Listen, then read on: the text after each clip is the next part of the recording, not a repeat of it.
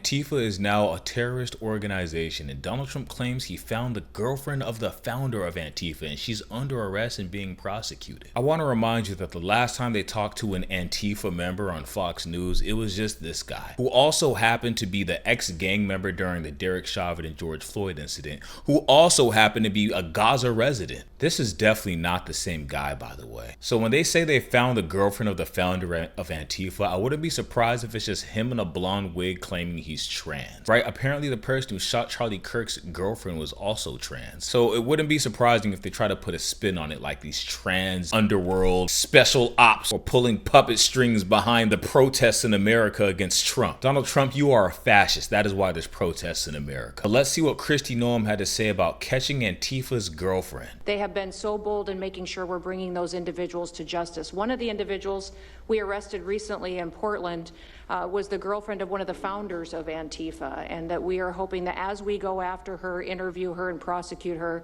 we will get more and more information about the network and how we can root them out and eliminate them from the existence of American society. They're going to eliminate an imaginary enemy who is not there from American society. They're always conjuring up some new enemy from MAGA that's coming to kill them, to keep them scared and distracted. When the fact of the matter is, there is no Antifa. Antifa stands for anti-fascist, which is exactly what they are. So to label Antifa an organization is actually them just defending their insecurities, because when we take a look at the definition of a fascist, you tell me what this reminds you of. Far-right authoritarian and ultra-nationalist political ideology defined by a dictatorial leader, strict social and economic control, and the forcible suppression of opposition. Who does that sound like to you? Because I can almost guarantee I am in avid agreement. Key characteristics of a fascist: dictatorial authority. A fascist believes in a single powerful leader who heads a centralized autocratic government, rejecting electoral democracy and pluralism. Extreme nationalism. This involves placing the nation or race above all else and subordinating individual interests with the collective good of the nation. Militarism. Fascists glorify military strength and use it as a central component of national policy. Forcible suppression of opposition. The ideology relies on crushing any political dissent on criticism, often through violence or coercion. Social hierarchy. A fascist accepts the idea of a natural social hierarchy and the rule of elites. Control over the economy. The government controls business and labor with severe economic and social regimentation, and this is the biggest one of them all. Emphasis on tradition. While often revolutionary in their tactics, fascist regimes are highly conservative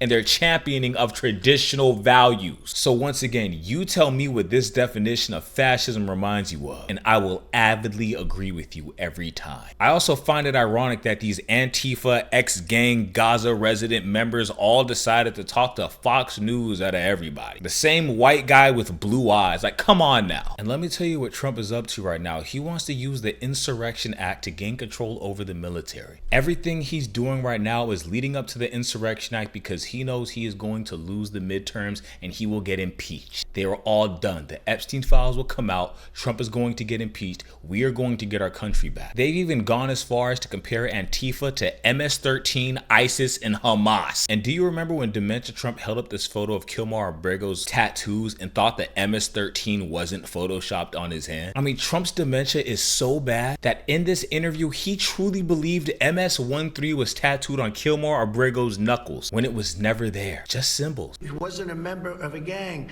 And then they looked, and on his knuckles, he had MS-13. There's a dispute over that. Wait a minute. He had MS-13 on his knuckles tattooed. Oh, he had some tattoos that are interpreted that way. But let's move on. Wait a minute. Hey, Terry. He did not have the letter MS-13. It says MS-13. That was photoshopped. So let me That was photoshopped. Terry, you can't do that.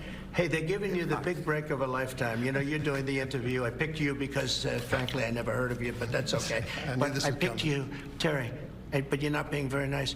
He had MS-13 tattooed. We'll agree to disagree. I want to move on to something else. Terry, do you want me to show you the picture? I saw the picture. And you think it was Photoshop? Well, here we go. Don't Photoshop it. Go look at his hand. He had MS-13. He did have tattoos that can be interpreted that way. I'm not an expert on them. I want to turn to Ukraine, sir. Terry, I want to get to Ukraine. No. He had MS, as clear as you can be, not interpreted. This is why people no longer believe the news, because when it's he was fake photographed news. in El Salvador. Anybody with relatives that have dementia can tell you that this is dementia 101. He doesn't even remember that the MS-13 was photoshopped on the photo. This is just one of many Trump's dementia episodes. Let's see if he can come to. In El Salvador, they aren't there.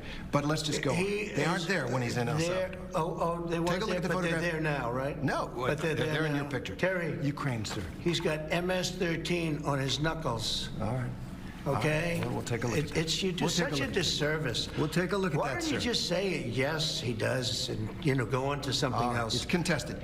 Trump is so used to having yes men around him that when he has an ounce of pushback, he can't help but be blatantly wrong, because in Trump's mind, there's no way he could have possibly made a mistake. Now let's take a look at Kristi Noem comparing Antifa to MS-13, ISIS, and Hamas. What this is and what damage it is doing to our country, and how this network of Antifa is just as sophisticated as MS-13, as TDA, as ISIS, as Hezbollah, as Hamas, as all of them.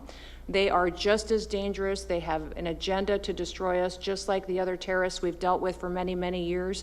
And today is the day that we have a president that won't tolerate it and will stand up and fight for the American people. So thank you for being here, for being so bold, and for standing in the gap at such a time as this. It will matter, it will make a difference, and your life will be one of significance because of what you've done today. So with that, God bless you, and thank you, Mr. President. Yes, Kristi Noem, keep kissing up to the journalists so they give you good press, because you're really going to need it. But to say this imaginary organization is as dangerous as actual organizations like ISIS, I mean, we know what they're leading up to. Trump wants to use the Insurrection Act, and to do that, they have to say that there's violence in America that they need to stop, that they're being invaded by this foreign enemy. As a matter of fact, Trump says in this next video that he will classify Antifa as a foreign terrorist organization, not domestic. Antifa is now worldwide. And how else is Trump going to gain control of the military if no one's actually invading our country? But don't take it from me, take it from Donald Trump himself. Are you going to work with your administration, as the Secretary of State's here, are you going to work with your administration to designate it a foreign terror organization? You mean a terror? Antifa? Antifa? A foreign terror organization. Well, has that been done? Pretty close, right? Would you like to see it done? Yes, Mr. President. Do you think it would help? They have foreign links I'd be glad all to do across it. I Western think it's Europe. the kind of thing I'd like to do. If you'd like to, does Middle everybody East. agree? If you agree, I agree. Let's get it done, okay? Let's get it done. Marco, we'll take care of it. Mr. President. That's international, you mean? Yes. International. President. Sounds good to me. Foreign terror organization. Steve, are you okay with it? Yes, it's true. There are extensive foreign ties, and I think that would be a very valid step to take. Good, I think so too. Yes. Good, I think it's a good point. Thank you. The organization nobody's heard of or ever seen is now a foreign terrorist organization. Antifa, which stands for anti-fascist. So anybody who denies Trump's rule is now labeled a terrorist. I think the people causing the most terror in this country is the president and his constituents. The person generating the most dread and fear in America is Donald Trump. And as Trump declares Antifa a terrorist organization, this is the same guy that claimed he solved 7 wars. And he wants a Nobel Peace Prize, but everybody's saying he should get the Nobel PDF Prize. You ask me, I think that's a lot more suitable for Donald Trump. Here's Donald Trump alleging to him ending 7 wars and how he's about to end an 8th one. Do what I'm doing right now, and I'm not saying it's the easiest thing to do, but it is. It's effective. We're a rich country again. We're a powerful country because I've ended 7 wars. At least half of them was because of my ability at trade and because of tariffs. If I didn't have tariffs to throw around a little bit, you would have at least 4 wars raging right now with thousands of people a day being killed that aren't happening. We've settled. We settled 7. We're getting close to settling 8. That would be a big one. And that's something that could happen. But so I think he's coming probably to talk about tariffs because a lot of companies are leaving Canada to come into the U.S. And the 8th war Trump is going to settle is the war he's going to start in his own country. I mean, he's already brainwashed MAGA into thinking violence against America is okay as long as Donald Trump says it's okay. But when he said he saved people from wars, he's talking about the Epstein war by not releasing the Epstein files. Those are the people he saved because PDFs stand up for PDFs. And it's so insane that Trump can't fathom that people do not like him. And he knows people don't like him, but he can't have MAGA thinking that because his ego is so big. He has to say anybody protesting against him is a paid anarchist and they're being paid off by Antifa. And here in this video, he says we took their freedom of speech away. 1 year penalty for inciting riots. We took the freedom of speech away because that's been through the courts, and the court said you have freedom of speech. But what has happened is when they burn a flag, it agitates and irritates crowds. They've never seen anything like it on both sides, and you end up with riots. So we're going on that basis. We're looking at it not from the freedom of speech, which I always felt strongly about, but never passed the courts. We are taking your freedom of speech away. It might have been the most honest thing Donald Trump has said in the past 9 months. I also find it funny how Trump's dementia is getting to him so bad that he's falling asleep in the middle of interviews, because as Kristi Noem's talking, you just see him slowly drifting away right here. They have been so bold in making sure we're bringing those individuals to justice. One of the individuals we arrested recently in Portland was the girlfriend of one of the founders of Antifa, and that we are hoping that as we go after her, interview her, and prosecute her, we will get more and more information about the network and how we can root them out and eliminate them from the. This guy is so far gone that later in this clip, you see someone come up to him and hand him a note saying they have to talk about him ending yet another war in the Middle East and that he has to go. But the only Middle East he's talking about is the Middle East corridors of the White House because it's his nap time. Here's that video right here. Conspiracy. Okay. I'm just giving.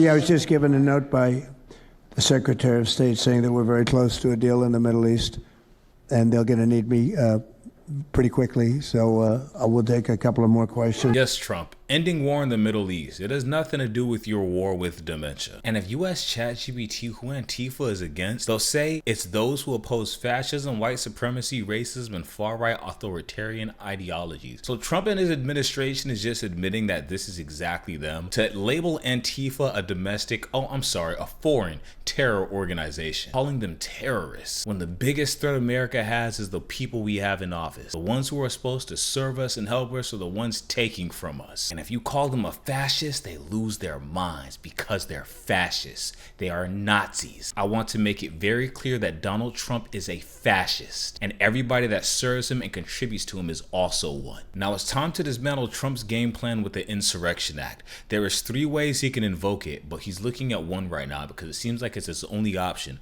The first one is at the state's request, the president may send federal military aid to a state's legislature or governor to help suppress an insurrection within that state. But no state actually wants Donald Trump's help because they do not need Donald Trump's help. Which leads us to the second one.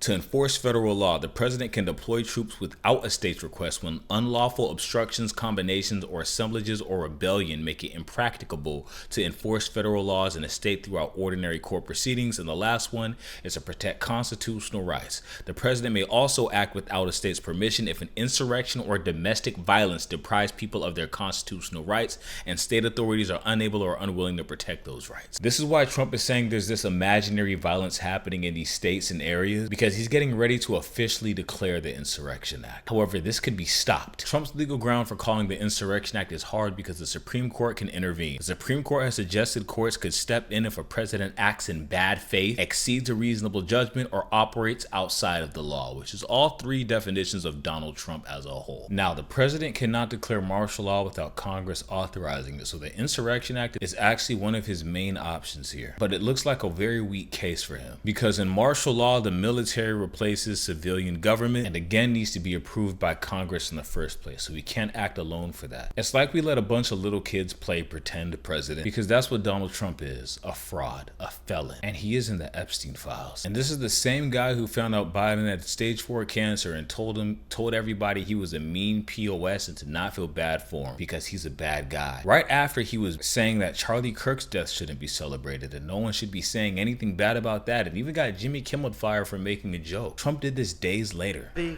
very angry, mean Biden. You know, Biden was always a mean guy, but never a smart guy. You know, even you go back 30 years ago, 40 years ago, he was a stupid guy, but he was always a mean son of a bitch, you know? How's it working? Not working too well for him right now, as that says. So when you start feeling sorry for him, remember, he was a bad guy. And I created... Sorry, Donald Trump. The only bad guy we see in this video is you. Jasmine Cropp put this into words perfectly when she said, I wish Republicans would put as much energy into doing their jobs to protect American healthcare as they do into protecting Jeffrey Epstein and Ghislaine Maxwell. And I wish that Republicans would put as much energy into doing their jobs and protecting healthcare of their constituents as they do into protecting Jeffrey Epstein and Ghislaine Maxwell. Great words. It's good to hear some common sense in America. America will not bow down to a fascist, and America will not follow a dictator, especially one infatuated with Nazi ideology, because instead of serving the people, they take from the people, and they put what they took from everybody else into their own pockets. And unfortunately for Donald Trump, we are relentless.